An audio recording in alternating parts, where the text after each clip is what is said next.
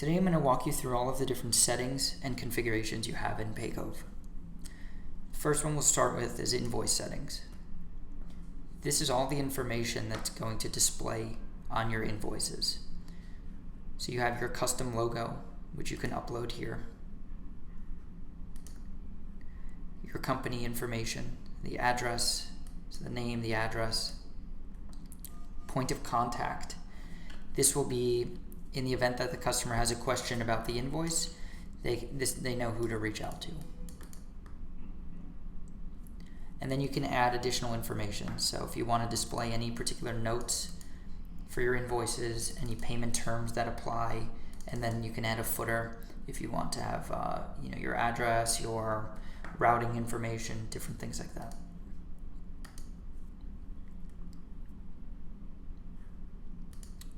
Next, we'll go into your notification settings.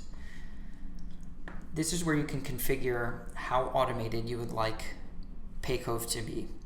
So the first one, when you create a new invoice, do you want Paycove to automatically send that invoice to your customer, or would you like to manually approve the invoice before it's sent? If you'd like it to be manually approved before sending it, leave it on the default of manual. If you would like Paycove to automatically send the invoice out as soon as it's created, put that to automated. Then you have your payment reminders. These reminders will go out in a set number of days after the invoice was created. So you can say, after I create the invoice, I would like a reminder to go out after 7 days if it has not been paid. And you could set that to automated or manual. And then 14 days after the invoice was created. If it has not been paid, I'd like to send a reminder, and so on.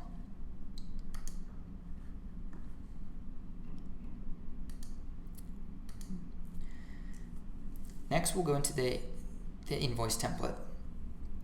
So this is the email that the customer will receive when you send them a new invoice. The email subject we set for you ahead of time, that's going to display your company name, followed by invoice number, the number of the invoice, and the name of the deal.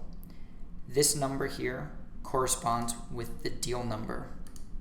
So for example, this number is that number. Then you can edit anything here. The email body, you can add anything you want. And the email signature. This is where you can add something a little bit more personal.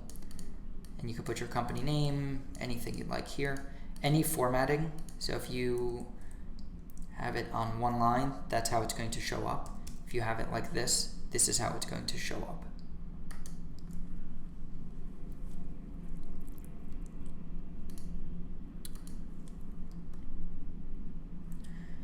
Okay, the payment methods that we integrate with Stripe and Molly.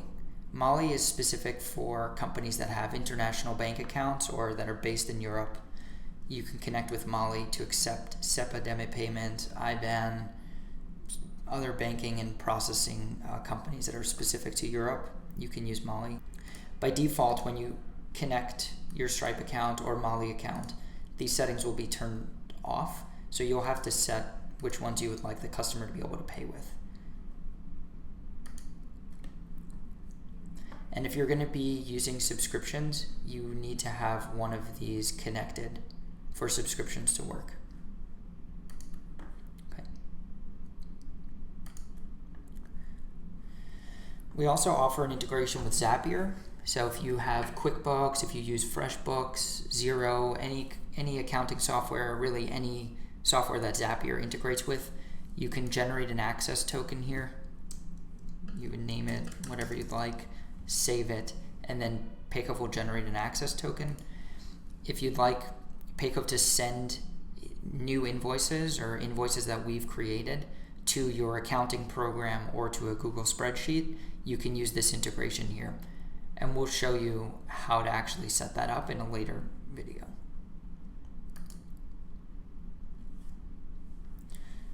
And the last configuration you have is your pipelines. Now you set these up on registration, if anything changes, if you change your workflow in Pipedrive, if you add additional stages or anything else, this will update in real time, and you can update that accordingly. So you can, if anything changes with this, create an invoice for deals in this stage, you can change that. And then if you want to move the deals to a different stage, you can do that.